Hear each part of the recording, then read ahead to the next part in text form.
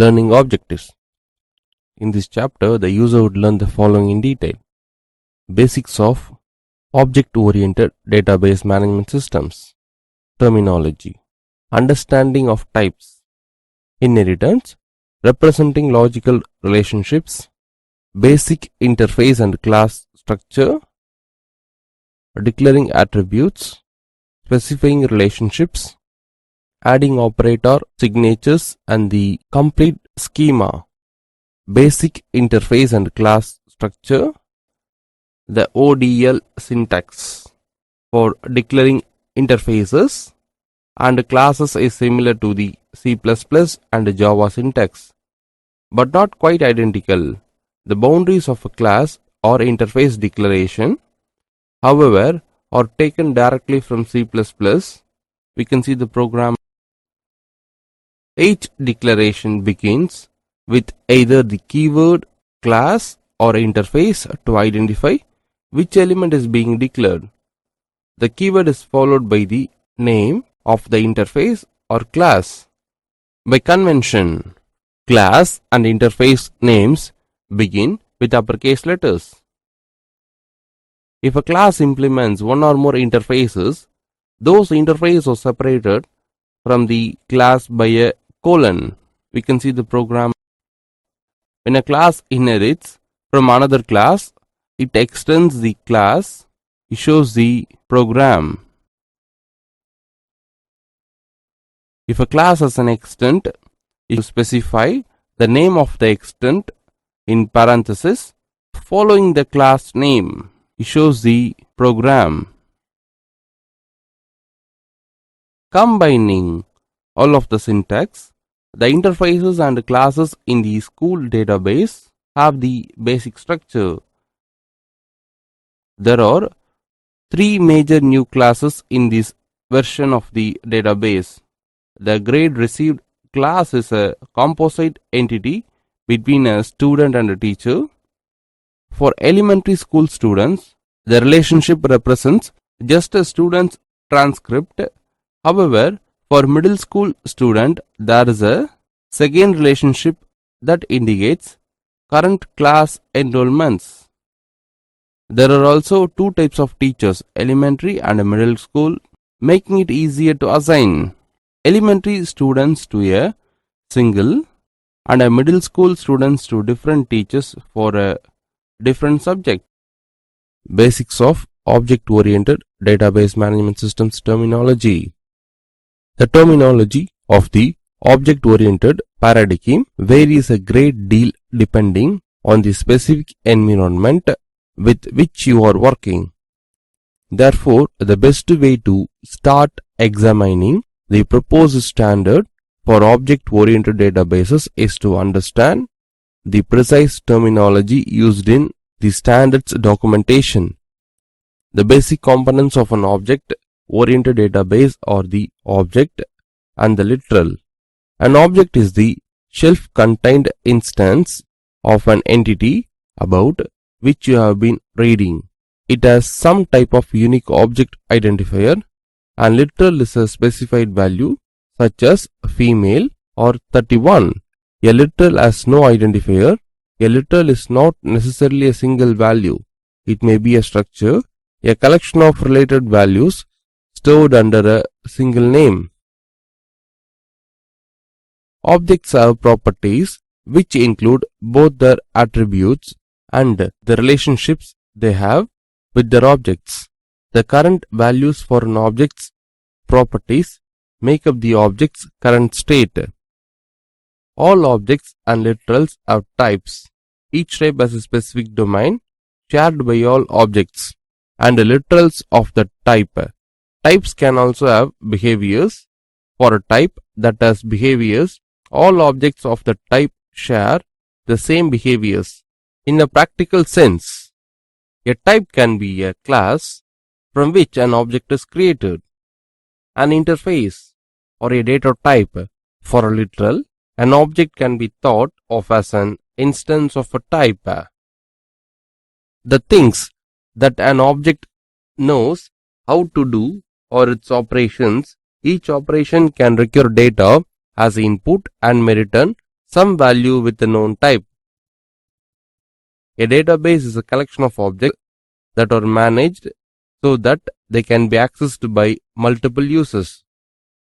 The definition of a database is contained in a schema that has been created with Object Definition Language (ODL), the data manipulation language that is defined as a part of the proposed object-oriented database standard. Inheritance.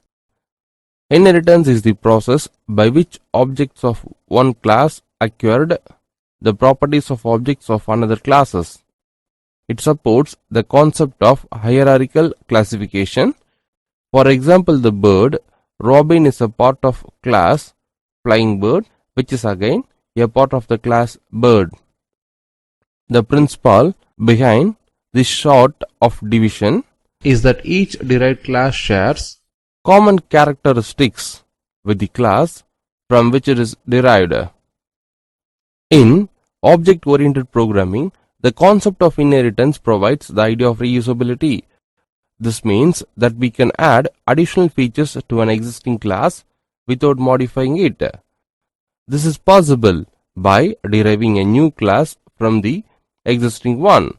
The new class will have the combined feature of both the classes. The real appeal and power of the inheritance mechanism is that it allows the programmer to reuse a class that is almost but not exactly what we want and to tailor the class in such a way that it does not introduce any undesirable side effects into the rest of classes. Forms of inheritance. Single inheritance. It is the inheritance hierarchy wherein one derived class inherits from one base class. Multiple inheritance. It is the inheritance hierarchy wherein one derived class inherits from multiple base classes. Hierarchical inheritance. It is the inheritance hierarchy where in multiple subclasses inherit from one base class. Multi-level inheritance. It is the inheritance hierarchy wherein subclass acts as a base class for other classes. Hybrid inheritance. The inheritance hierarchy that reflects any legal combination of another four types of inheritance. Specifying relationships. Relationships are different attributes in that they store object identifiers rather than data. A relationship declaration must also include a specification of the other end of the relationship. The general syntax for the one end of a relationship is as follows. For example, because an elementary school student has only one teacher, the relationship would be relationships on the many end use a slightly different syntax. Because an elementary school teacher has multiple students in his or her class, the inverse side of the student to teacher relationship would be. As with attributes, relationships have been declared at the highest level possible in the inheritance hierarchy. For example, the relationship between a student and grades received can be declared between the student class and the grade received class, because the relationship is the same for both elementary and middle school students. However, the relationship involving current class enrollments is different for middle school and elementary school. Therefore, those relationships are declared at the lowest level in the hierarchy. Understanding of types. One of the major characteristics of the object-oriented paradigm is the distinction between a class's public interface and its private elements encapsulation. The proposed standard for object-oriented databases makes this distinction by talking about a type's external specification and its implementations. External specifications. A type's external specification includes the following: the operations that can be performed on an instance of the type, the properties of the type, those that are accessible through some mechanism, exceptions that can be raised by the types operations. In programming terms, an exception is a predictable error. For example, when a program is trying to open a file to read its contents, an exception will occur. The exception would be raised if the file cannot be found. The program tries to perform the file open operation. If the exception is raised, the program can then catch the exception and take appropriate action. In this example, appropriate action might be displaying an alert notifying the user that the file cannot be found. By including exception handling in their operations, types can simplify the job of the application programmer and provide tighter control over data integrity. The external specification of a type should be implementation independent. It contains only the information necessary to invoke an operation or an instance of the type, to retrieve the value of a property, and to identify exceptions. The writers of the proposed object database standard refer to this as an abstract description, something that has no implementation details. An interface contains only abstract operations. A class contains both abstract operations and the abstract state of a type. A literal contains only an abstract state. Implementations. An implementation of a type consists of two parts. The representation is a programming language dependent data structure containing the type's properties. The specifics of the implementation come from a language binding. This means that the internal representation of a type will be different depending on the programming language being used, and that a given type therefore may have more than one representation. The details of a type's operations are specified by a set of methods. There must be at least one method for each operation in the external specification. However, a type may include methods that are never seen outside the type itself. Such methods usually perform utility functions for other methods of the type. Methods will be written in the same programming language used to express a type's representation. If a database will support application programming in C++, Java, and Smalltalk, for example, then there will need to be 3 implementations of each type. One for each language. However, typically only one implementation is used in any given application program. Primitive types. Every element in an object-oriented database is built from a small group of primitive types. Boolean, a value of either true or false. Character, a single ASCII or Unicode character. Short, a signed integer, usually 8 or 16 bits long.